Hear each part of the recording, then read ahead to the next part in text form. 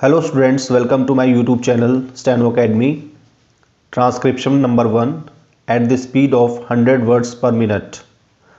Start.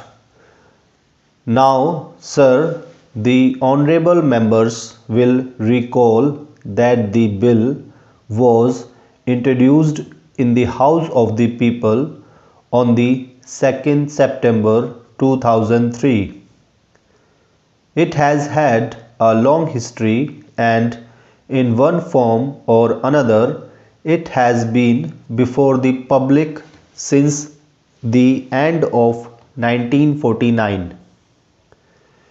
In the statement of objects and reasons, the various stages through which the bill has passed since 1946 have been summarized, and I need not recapitulate on this occasion the circumstances in which the then Government of India took the decision in early 1946 to initiate an inquiry into the reform of our company law. I would remind honorable members that between 1946 and 1948 the entire field of company law was carefully reviewed by two distinguished company lawyers who were appointed to recommend the broad lines on which the present act should be revised. Their recommendations were examined in the then Ministry of Commerce, and certain tentative departmental views which emerged were circulated in a comprehensive memorandum to all recognized trade and industrial associations, bar associations, the high courts, and the state governments. That brought us to the end of 1949. Many representations on this memorandum were duly received from chambers of commerce, trade and industrial associations, state governments, and the general public. At the end of 2000, the Government of India appointed a committee under the chairmanship of Shri Bhabha to go into the entire question of the revision of the Companies Act with particular reference to its bearing on the development of trade and industry in this country.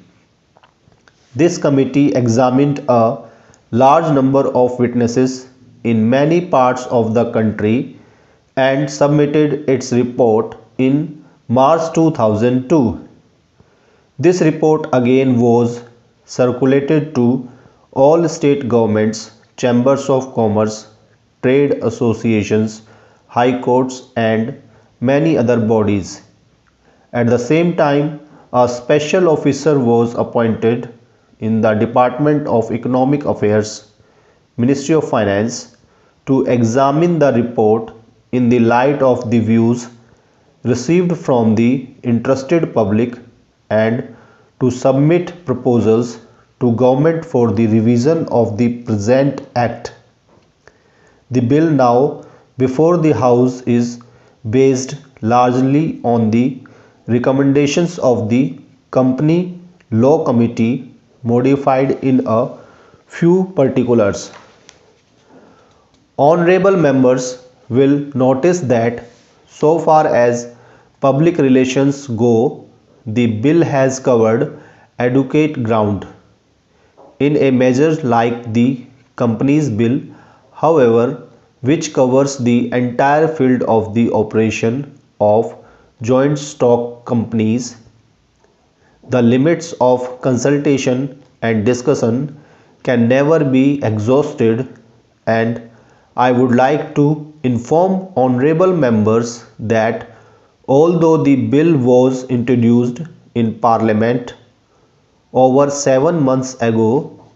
Our officers have been engaged throughout this period in further studies and informal discussions with the interests concerned, and on occasions I have also participated in such discussions. I have also given some further thought to some of the issues arising out of the bill, and I propose at the appropriate stage to bring before the select committee any changes in the provisions of the bill which seem to me to be worthy of consideration in the light of this further examination. Now, honorable members would have noticed that the bill contains 6 clauses and 12 schedules. I think it is probably one of the longest legislative measures in recent legislative history, but its size might be regarded as misleading unless I make a few comments.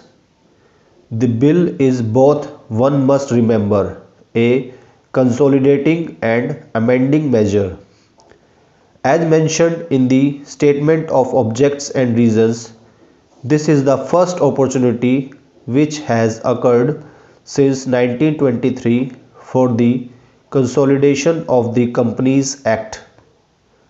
Advantage has been taken of this opportunity to redraft several long and complicated sections in the present Act, which have been split up into a large number of clauses.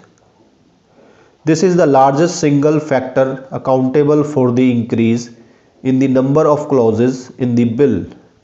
New clauses embodying substantial changes in the present law would hardly constitute more than a small fraction of the bill. I would also draw attention to the structural changes in the bill to which in a reference has been made in the statement of objects and reasons. The redraft of the bill and the rearrangement of the existing chapters in the Companies Act in a more logical order have, I think, resulted in a noticeable improvement in the form of the bill, and I hope will facilitate better understanding and appreciation of this scheme. I wish that the act which came into effect long ago was implemented properly. I know that the minister here is very earnest in implementing it, but unfortunately his colleagues at the state level are disappointing him. Unfortunately, no steps have been taken for trimming or toning up the administration at the state level, and at the district level they have to be taken immediately.